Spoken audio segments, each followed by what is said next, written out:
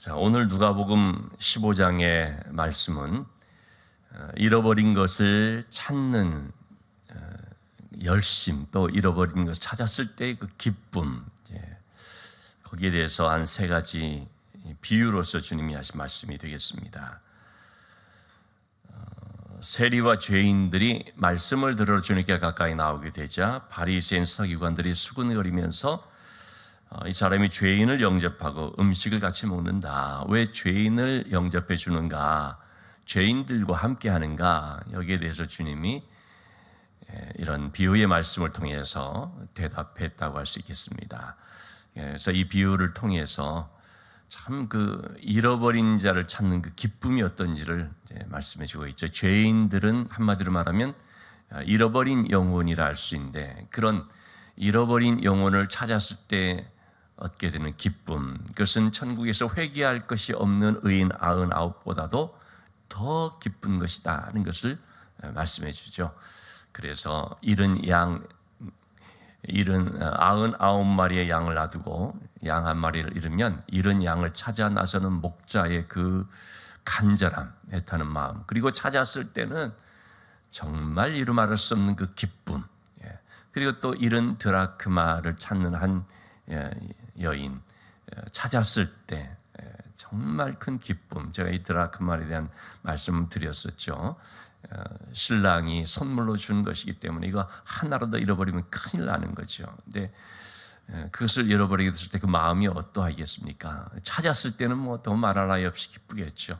이제 그런 기쁨을 이제 얘기를 했습니다. 자, 이어서 세 번째로 우리가 너무나 잘 알고 있는 돌아온 탕자의 비유라고 말해지는 아들에 대한 그런 비유의 말씀이 되겠습니다. 두 아들이 있는데 둘째가 아버지에게 유산을 달라고 했죠. 유산이라고 하는 것은 아버지가 돌아가시고 난 뒤에 분배가 되는 것인데, 살아있는 아버지에게 유산을 달라.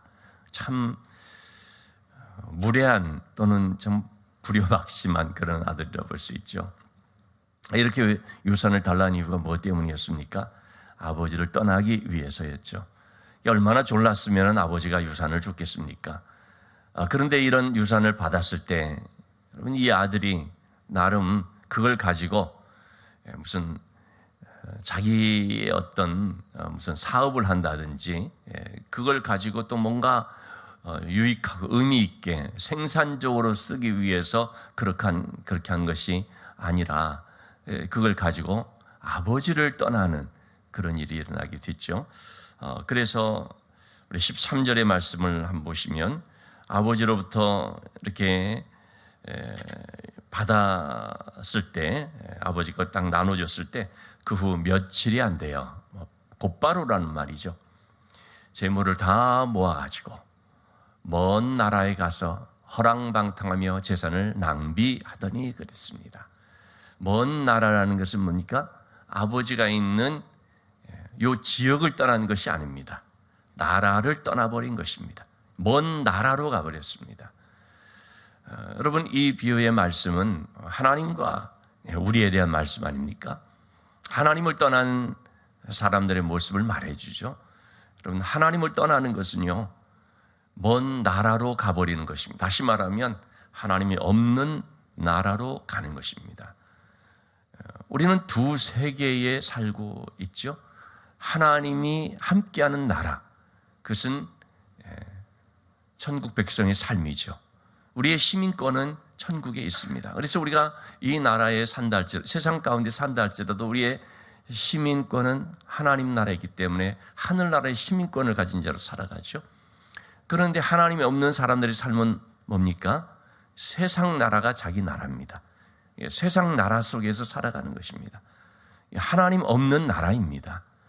하나님 자녀의 삶은 하나님의 은혜 안에서 사는 삶이고, 로마서 14장 17절의 말씀처럼 이 하나님의 나라라는 것은 성령 안에서 누리는 의와 평강과 희락이라 하는 말씀처럼요, 우리가 하나님이 나의 하나님 되시는 하나님의 그 주권 속에서 살아간다는 것은 의, 하나님과의 바른 관계, 평강, 하나님의 지켜주시는 그 삶, 또 희락, 기쁨, 또 하나님의 은혜를 통한 그런 기쁨을 누리는 것, 이것이 바로 하나님 나라의 삶이거든요.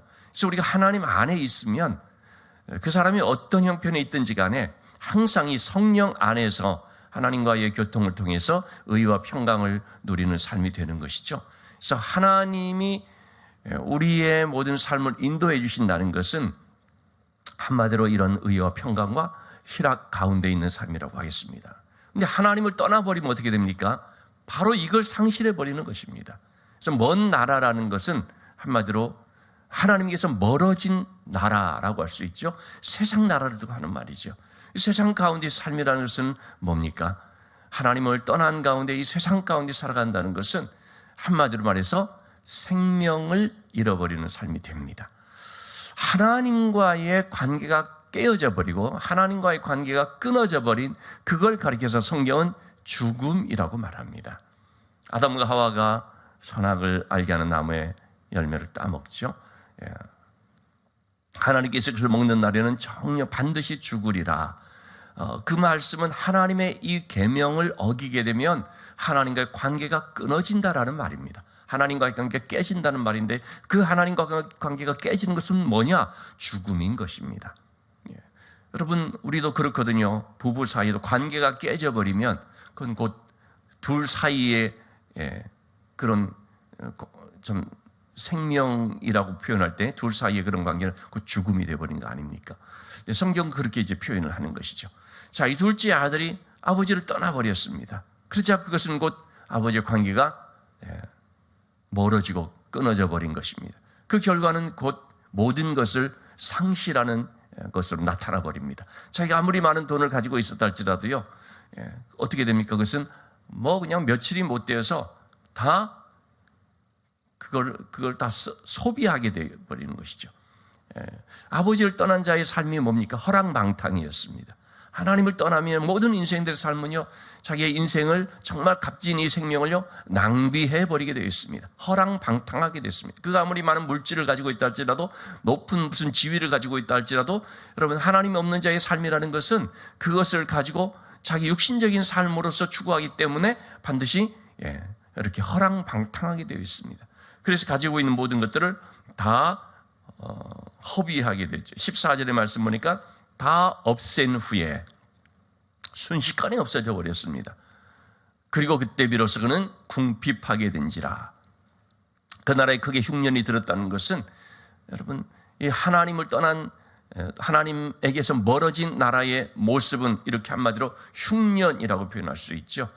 기근 이렇게 표현할 수 있죠. 우리가 좀 주일 예배를 통해서 엘리야 혹은 엘리사 시대의 모습을 보지 않습니까? 우상 숭배하면서 하나님을 떠나는 백성들에게 삶의 모습은 한마디로 3년 반의 기근, 흉년, 또는 7년 동안의 흉년, 이렇게 나타나지 않습니까? 기근이라는 것이 뭡니까?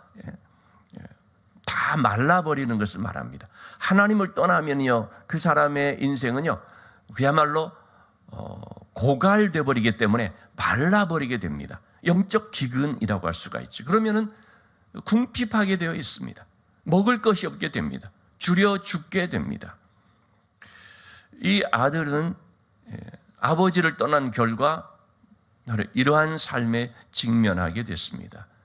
여러분, 이 아들의 실패의 원인이 그 많은 돈을 가지고 자산 관리를 잘 못해서 좋지 않은 친구들을 만나서 그게 문제이겠습니까?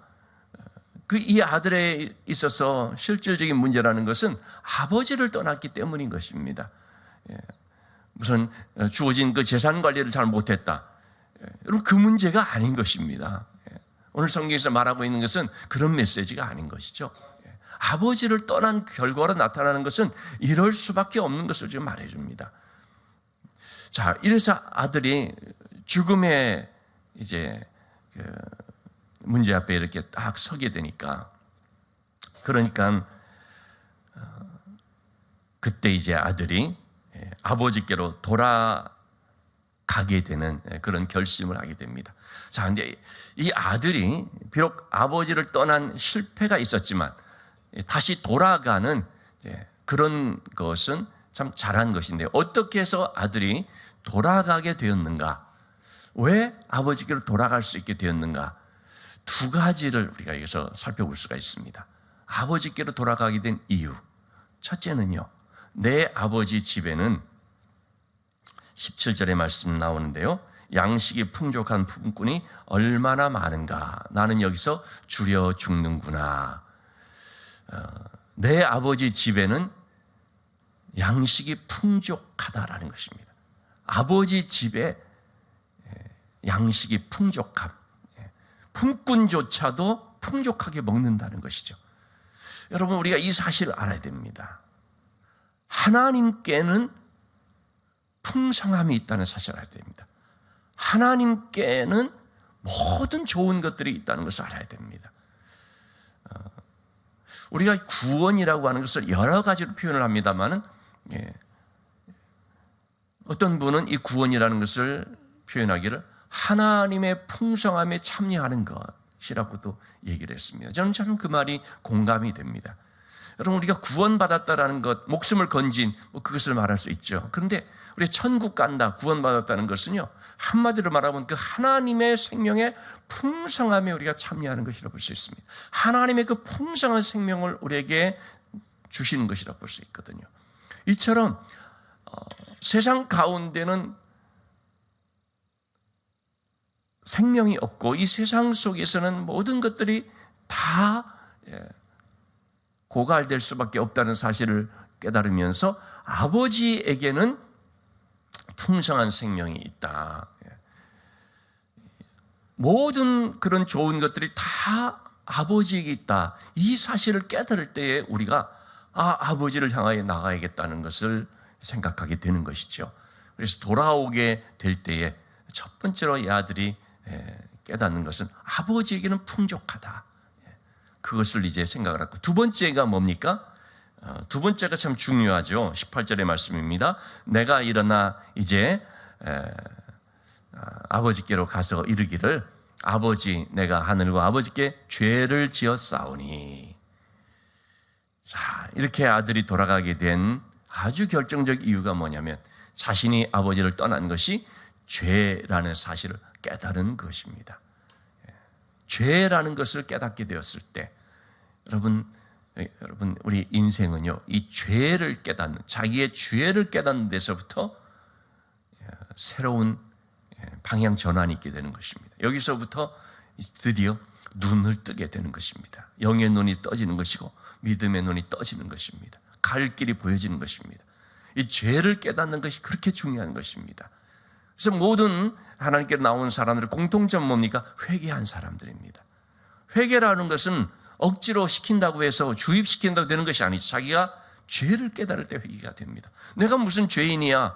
아니 뭘 회개하라 그래? 이렇게 했던 사람들이 하나님 앞에 딱 섰을 때, 말씀을 들었을 때 그 심령 속에 내가 죄인이로구나 사실을 발견하게 되면요, 그 사람이 그때부터 깨어지기 시작합니다. 마음이 열리고 하나님의 말씀을 통해서 구원의 은혜를 영접하게 되죠. 이것이 바로 회개라고 하는 것이죠. 어느 누구든지 회개를 통해서만 참된 하나님을 만날 수가 있고 하나님과 인격적인 교제를 나눌 수가 있습니다. 그래서 회개는 곧 회복이다라는 말을 하는 것입니다. 아무리 교회 나오면 좋습니다, 복 받습니다, 기도하면 응답받고 잘 됩니다, 그런 말을 듣는다 할지라도, 설령 그렇게 해서 신앙생활을 했다 할지라도요, 회개하지 않으면은요 절대로 하나님을 참으로 인격적인 나의 하나님으로, 예수 그리스도의 구주로 만나지 못합니다. 그냥 종교생활하는 것이죠. 그런데 어떤 시점에서 정말 내 인생에 이런 회개 역사가 있게 될 때, 거기서부터 참으로 예수 그리스도를 나의 구주로서 영접하게 되는, 좋으신 하나님, 그냥 단지 좋은 하나님이 아니라 진정 나의 생명의 하나님 되시는 바로 그런 하나님을 만나게 된다는 것입니다. 자, 이 아들이 이렇게 해서 돌아오게 되었을 때, 자, 그때 아버지는 어떻게 하고 있었습니까? 20절의 말씀 보니까, 일어나서 아버지께로 돌아가니라. 아직도 거리가 먼데 아버지가 그를 보고 측은히 여기 달려가 목을 안고 입을 맞추니. 자, 아버지는 지금 뭐 하고 있었습니까? 그 아직도 거리가 먼데, 큰 멀리 있는 이 아들을 알아보고 있는, 이 말은 뭡니까? 기다리고 있는 것이죠. 아들이 아마도 떠나고 난 그 뒤부터는 계속해서 아버지는 아마 멀리까지 나와서 항상 기다리고 있었을 것입니다. 여러분, 여기서 기다림이라는 이것은 다시 말해서 뭐냐? 아버지의 찾는 마음을 말합니다. 아들을 찾는 마음입니다. 계속해서 날마다 아들을 찾는, 그 아들이 돌아오기를 바라면서 그 아들이 돌아오기를 기다리는 바로 그런 찾는 마음, 찾는 자의 모습을 여기서 볼 수가 있습니다. 그리고 아들이 돌아왔을 때 찾는 그 아버지의 마음이 얼마나 기쁜지를 표현해주고 있습니다. 이처럼 아버지는 어떤 분이시냐? 첫째로 찾는 분이십니다. 집을 나가는 아들을 찾는 것처럼 잃어버린 영혼을 찾는 분이십니다. 100마리 양 중에서 한 마리를 잃어버렸을 때 그 한 마리를 찾기 위해서 99마리를 놔두고 들로 산으로 다니는 그 목자가 누구냐? 아버지라는 거죠. 이처럼 아버지가 그 한 잃어버린 영혼을 찾고 또 찾으시는 모습을 여기서 우리가 볼 수가 있습니다. 두 번째로 아버지는 어떤 분이냐? 사랑의 하나님이라는 것입니다. 사랑의 목자라는 것이죠. 그 아들이 얼마나 잘못된 아들입니까?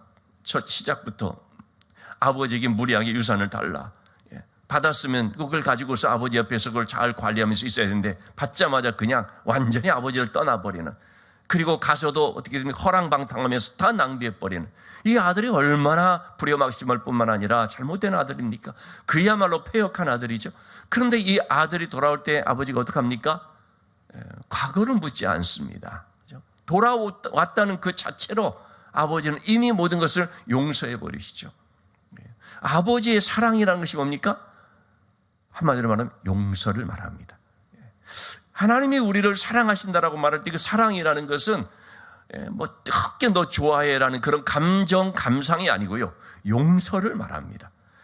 예수님이 우리를 십자가에서 죄 사함, 우리의 모든 죄 문제를 해결하셔서 죄 사해 주셨는데 바로 이 십자가라는 것이 뭐냐면 아버지의 용서를 말하는 것이죠. 어떤 죄를 지었든지 돌아오는 그 아들을 다 품어주셔서 묻지 아니하시고 모든 것을 용서해 주시는, 이것이 바로 아버지의 마음인 것을 알 수가 있습니다. 자, 오늘 성경에서는 이 아버지의 마음이 나타나는데요, 정말 이 아들을 보면서 너무나 기뻐하고, 죽은 아들이 살아왔다, 잃어버린 아들을 내가 다시 찾았다, 그래서 할진 송아지를 잡아서 잔치를 하고 뭐 이루면 말할 수 없는 그 기쁨이 나타나고 있는데, 그런데 여기에 또 한 사람이 등장합니다. 이 잔치와 이 기쁨에 찬물을 끼얹는 한 사람, 누굽니까? 맏아들, 큰아들입니다. 이 큰아들은 아버지의 재산을 뭐 받아서 뭐 집을 떠나고 가서 막 그냥 다 말아먹고 그런 아들이 아니죠. 아버지 옆에서까지 있으면서 그러면서 가서 일하고 그리고 집으로 돌아온 그런 아들이죠. 근데 맏아들이 돌아오면서 집에서 나는 소리를 듣고 이 무슨 소리냐 하는데 종들이 당신의 동생이 둘째 아들이 돌아와서 아버지가 기뻐서 잔치를 하고 있다라는 얘기를 듣자 이 아들이 뭐라고 말합니까? 28절 말씀에 그가 노하여 들어가고자 하지 아니하거늘 아버지가 나와서 권한대. 노하여 들어가고자 하지 않습니다. 누구에게 화를 내는 것입니까? 그 동생에게도 물론 화가 났겠지만 아버지에게 화를 내는 것이죠. 아버지에게 왜 화냅니까? 이런 동생을 받아들인다는 그 자체에 대해서 화가 나는 거죠. 아니 어떻게 이렇게 잘못한 자에 대해서 꾸짖어서 내쫓지는 못할 망정 어떻게 받아들이느냐, 어떻게 그것도 잔치까지 하느냐, 이게 이 큰아들이 갖는 그런 마음이었습니다. 그게 화가 나는 것입니다. 왜 화가 납니까? 아버지의 마음을 모르기 때문이죠. 아버지의 기쁨을 모르기 때문이죠. 이 큰 아들은 자기 동생이 한 그런 과거에 잘못된 오직 그것만 보는 거죠. 거기만 꽂혀 있는 것이죠. 그 아들이 그 고생하고서 그리고 회개하여 돌아왔다는 그거는 보이지 않는 것이죠. 회개하여 돌아온 한 영혼에 대해서 전혀 품지 못하는, 그리고 정죄하면서 그리고 그 받아주는 사람에 대해서 화를 내는, 여러분 이것이 바로 예수님 당시의 바리새인 서기관들의 모습이었고, 또는 우리만 구원받는다라고 말하는 그런 유대인들의 모습이었던 것이죠. 그들의 문제가 뭡니까? 아버지의 마음을 모른다는 것입니다. 이런 자를 찾는 그 아버지, 죽었다가 다시 살아난 아버지의 관계가 끊어졌다가 돌아와서 그 관계가 회복된 그 아들을 맞는 그 아버지의 그 기쁨, 아버지의 너무나 그런 감사한 마음, 말이죠. 이런 자를 찾은 그 마음을 전혀 모르는, 오히려 그것을 정죄하는, 둘째 아들을 정죄하고 그런 아버지를 정죄하는 그러한 이 모습, 이것이 바로 참 먼저 믿었다라고 하고 하나님을 알고 있다라고 하는 사람들의 모습이었다는 것입니다. 여러분, 이것은요 오늘날 우리 현대 교회도 얼마든지 있을 수가 있습니다. 여러분, 이건 얼마든지 있을 수가 있습니다. 어쩌면 저나 또 여러분들 우리 자신이 그럴 수가 있습니다. 그래서 여러분, 교회는요 두 종류의 교회가 있다고 생각이 됩니다. 아버지의 기쁨을 가진 교회, 성도들의 마음속에 이 아버지의 기쁨이 있는 교회, 죄인 그 누가 오든지 반겨 맞아줄 수 있는, 비록 세상 가운데서 방탕하고 타락하고 그 많은 죄를 졌다 할지라도 그가 교회를 찾아왔을 때, 자기의 죄를 깨닫고 아버지의 품으로 오고자 할 때 그를 반겨 맞아줄 수 있는 교회. 반면에 그러한 자들이 발붙이지 못하게 만드는 교회, 큰아들이 중심이 되는 교회, 큰아들적인 시각으로 바라보는 교회, 둘째 아들의 그런 모습에 대해서 절대 우리는 받아들일 수 없다라고 하는 또 다른 율법을 가지고 있는 교회. 여러분, 우리는 어떨까요? 우리 자신들은 좀 어떨까요? 근데 우리는 이걸 보면서 나는 아니지, 난 절대 아니야, 이렇게 생각될 수가 있는데 혹 그렇지 않을 수도 있다는 걸 생각해 봐야 됩니다. 여러분, 선지자 중에 그런 사람이 있지 않습니까? 요나 선지자는 니느웨에 가서 복음을 전하라고 하는 말씀을 들었을 때 싫어가지고 도망을 가버렸죠. 하나님께서 그를 다시금 니느웨로 이제 보내게 하셨는데 연단을 받고 회개하고 하나님 잘못했습니다. 그래서 니느웨로 갔죠. 갔지만 정말 진정성 있는 마음으로서 메시지를 전하지 않죠. 그냥 이 성이 멸망당한다, 죄 때문에 멸망한다, 그 심판의 메시지는 전하죠. 구원의 메시지보다도 심판의 메시지만 전하죠. 그냥 그 니느웨 사람들이 회개하면서 하나님 앞에 정말 엎드려 자복하고 회개하면서 하나님께서 그들에게 회개하는 모습을 보시고 심판을 면해 주셨죠. 그러자 요나서 4장 말씀이 나오죠. 요나가 어떡합니까? 요나가 처음에는 저 니느웨 사람들 이제 심판하는 걸 한번 보자, 그래가지고 그 도시가 바라다 보이는 그런 언덕에서 말이죠 보는데 그 심판을 당할 줄 알았더니 심판을 하지 않고 하나님께서 용서해 주시는 것을 보게 되니까 어떻게 됐습니까? 화가 났죠. 그래서 하나님 앞에 막 그냥 항의를 하고 원망을 하죠. 내가 이럴 줄 알았다니까 하나님, 내가 그래서 안 오려고 했잖아요. 하나님은 의로우시고 하나님은 자비로우시고 또 인애가 많으셔서 그래서 용서해 주실 것 같아가지고 내가 안 오려고 했잖아요 말이죠. 그런 식으로 얘기를 하죠. 그런 가운데 이제 요나가 그 동편에 이렇게 있으니까 해가 이제 뜨거우니까 하나님께서 박넝쿨을 그에게 그늘로 딱 드리고 계셨죠. 그러니까 박넝쿨이 딱 드리워지니까 굉장히 요나가 흐뭇했죠. 다음날 일어나 보니까 어떻게 했습니까? 박넝쿨이 다 말라버렸거든요.